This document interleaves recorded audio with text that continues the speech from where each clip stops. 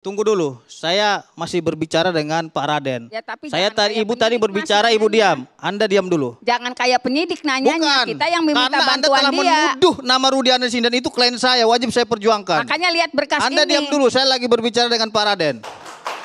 Ya, Masuk, Pak. Anda kalau bersumpah silakan bersumpah, tapi jangan memfitnah orang yang belum tentu bersalah.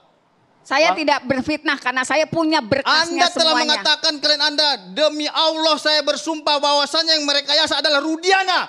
Sedangkan perkara ini telah ingkrah dan dia Ya memang direkayasa, Mas. Dari tahun 2016 saya ngomong ini Anda telah rekayasa. melaporkan ke Propam dan sudah dilakukan pemeriksaan atensi. Tidak ada pelanggaran yang dilakukan oleh Ibtu Rudiana. Anda percaya kepada penegak hukum atau kepada yang goib? Kita berbicara hukum hari Mas, ini. nggak usah ngotot tolong dulu, kayak saya gitu. lanjutkan dulu berbicara dengan Pak Raden. Mas, buktinya cuma Saya masalah, berbicara dulu Mas, dengan cuma Pak Raden. masalah putusan. Tunggu dulu, Anda Ngerti kok nggak ini menghalangi saya peradilan untuk sesat? menggali informasi Bukan ini? masalah putusan, Saya wajib gali ini peradilan informasi sesat, ini. Mas. Bapak, Ibu, Bahwa sumpah itu memang macam-macam dalam Islam. Ada sumpah untuk memastikan bahwa itu tidak benar tuduhan orang lain. Qasam atau yamin atau half dalam bahasa Arabnya. Ada sumpah untuk memastikan bahwa antar dua yang berbeda pendapat ini masing-masing merasa benar. Sehingga nama mubahalah. Ada sumpah yang memang itu tuduhan suami istri bahwa dia berzina tapi tidak ada saksi, itu disebut dengan sumpah li'an.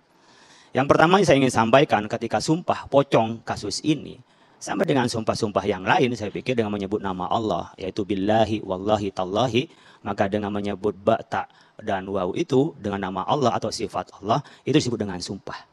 Maka abang boleh saya koreksi bang, kalau sumpah itu dalam Islam harus sumpah dengan menyebut nama Allah. Falyahlif billah au liyasmut. Kalau kita bersumpah, bersumpah dengan nama Allah, sifat Allah, atau kita nggak usah bersumpah. Jadi kalau dalam Islam, ya meskipun abang merasa banyak orang sudah melanggar dengan sumpahnya, tetap juga sumpah jabatan, dikasih Al-Quran atasnya juga masih melanggar, tapi jangan sampai pindah sumpahnya dengan sumpah selain Allah.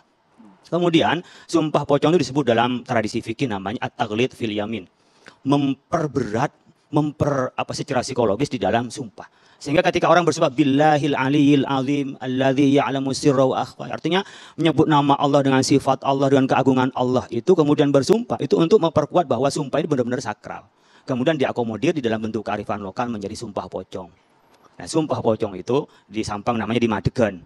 Nah, dimadegan di Sampang itu Madura, orang yang tuduh-tuduhan, sihir-sihiran, tidak menemukan bukti, kemudian datang ke Madegan kalau di Sampang, kemudian dengan cara dibungkus, kemudian bersumpah.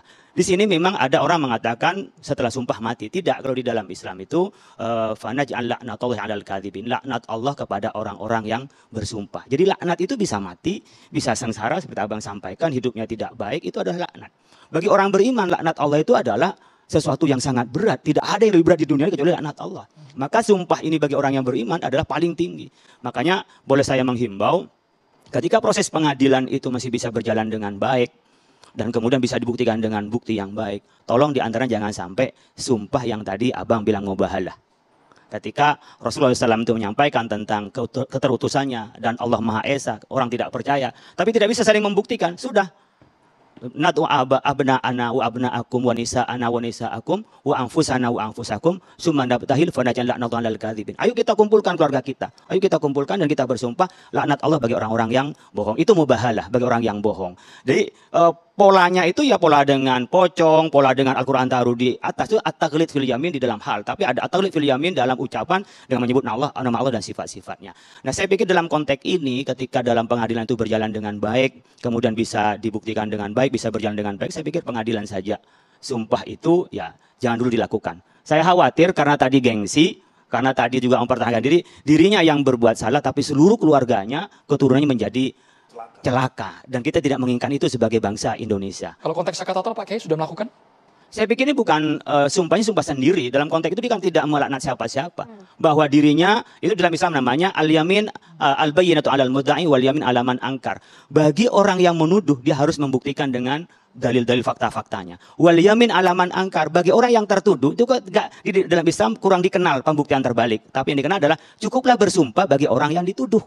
Karena apa? Saya dituduh dengan sesuatu, naudzubillah dengan sesuatu mamanya. Kemudian saya akan membuktikan apa bahwa saya tidak. Maka cukup saya bersumpah bahwa saya tidak melakukan sesuatu. Umpamanya dengan pakai pocong. Pocong itu kan dibungkus kain kafan, artinya pocong. Kemudian dengan Al-Quran itu kan pola at-taghlid. Tapi pada intinya adalah orang yang bersumpah karena menolak dirinya itu adalah dituduh dan mengatakan tidak benar. Kemudian orang yang menuduh itu yang memberikan bukti-buktinya.